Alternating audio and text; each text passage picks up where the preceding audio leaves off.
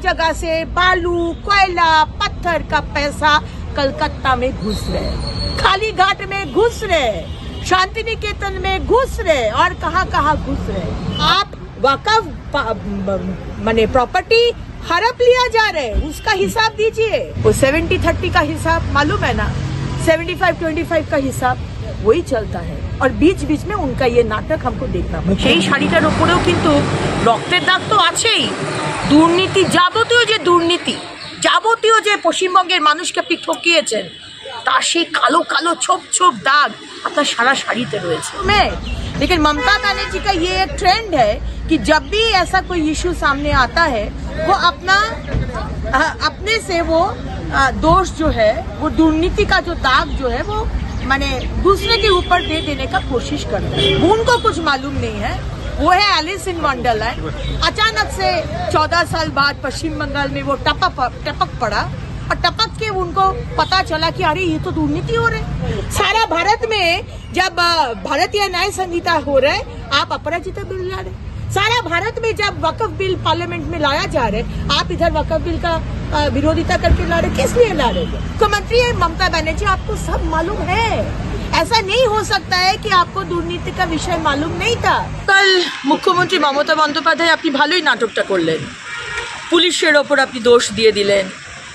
কি সুন্দর না, সময় আপনি আপনার এমএলএ এমপি মন্ত্রীর ওপর দোষ দিয়ে দেন, আপনি সময় পুলিশের ওপর দোষ দিয়ে দেন। আবার অভয়ার সময় আমরা দেখলাম যে পুলিশকে, বিনীত গোয়েলকে কিভাবে বাঁচাতে হয় সেটা আপনার কাছ থেকে শিখতে হয়। আপনি গতকাল বললেন যে পুলিশ, কিছু পুলিশ তারা নাকি এই কাজ করছে, চুরির কাজ, বালি কয়লা। আপনি জানতেন না? আপনি তো 14 বছর মুখ্যমন্ত্রী রয়েছেন, আপনি জানেন না যে কোথায় বালি চুরি হচ্ছে? দামোদর অজয় নদীতে পুরো মেশিন বসিয়ে দিয়েছে নদীর মধ্যে, টনকে টন চুরি হচ্ছে, প্রত্যেক ট্রাক থেকে ফিক্স করা আছে। তো আপনি জানেন না? থানাতে মাসের শেষে খাম পৌঁছে যায়, পার ট্রাকে কত করে নেওয়া হবে। আজকে আসানসোল কমিশনারেটের সিপি সাহেব আজকে আমাদের বারাবণীর আইসিকে ওসিকে ট্রান্সফার করাচ্ছেন। তিনি তো দুর্নীতির সাথে যুক্তই হয়তো, আমি বলতে পারবো না, কিন্তু আপনি কি, আপনাকে তো সরানোর কথা প্রথম দিন থেকে আমি বলে এসেছি। আপনি যে এদেরকে সরাচ্ছেন, কিন্তু আপনি তো প্রথম দোষী। সিপি সাহেব, আসানসোলের কমিশনারেটের সিপি সাহেব, আপনি সব জানেন। আপনার নেতৃত্বে এইগুলো এই যে বালি পাথর চুরি, গাছ চুরি, এগুলো যে হচ্ছে সেটা আপনার নেতৃত্বে হচ্ছে, আপনি সব জানেন। এবং সেই পার ট্রাক যে টাকা, সেই টাকা কলকাতায় আপনি পৌঁছে দিচ্ছেন। এবার কোথায় টাকা পৌঁছচ্ছে সেটা নিশ্চয়ই আমাকে আলাদা করে বলে দিতে হবে না, সেটা সবাই জানে। প্রথম দিন থেকে যে কথাটা বলে এসছি, মুখ্যমন্ত্রী আজকে আপনি নিজের ইমেজটাকে রক্ষা করার জন্য বলছেন। আপনি যে সাদা শাড়িটা পরেন না, খুব দামি শাড়ি, আমি জানি, আমি ডিজাইনার তো, আমি জানি ওই এক একটা শাড়ির কত দাম। তো খুব সিম্পল শাড়ি আপনি কিন্তু পরেন না, আর সেই শাড়িটার উপরেও কিন্তু রক্তের দাগ তো আছেই। দুর্নীতি, যাবতীয় যে পশ্চিমবঙ্গের মানুষকে আপনি ঠকিয়েছেন তার সেই কালো ছোপ দাগ আপনার সারা শাড়িতে রয়েছে।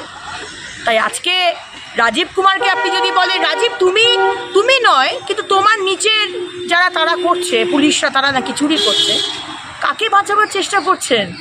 একবার বিনীত গোয়েল, একবার রাজীব কুমার যে জামিনে রয়েছে। হ্যাঁ, আমরা সেই দিনটার কথা বলিনি, লাল ডায়েরি নীল ডায়েরি, আপনি রাস্তায় বসে পড়েছিলেন রাজীব কুমারকে বাঁচাবার জন্য। হ্যাঁ, লক্ষ মানুষের টাকা যে কোম্পানি চুরি করেছে, যার সাথে এনার নাম এসেছে, আজকে তাকে আপনি বলছেন না তুমি করনি, কাকে বাঁচাবার চেষ্টা করছেন?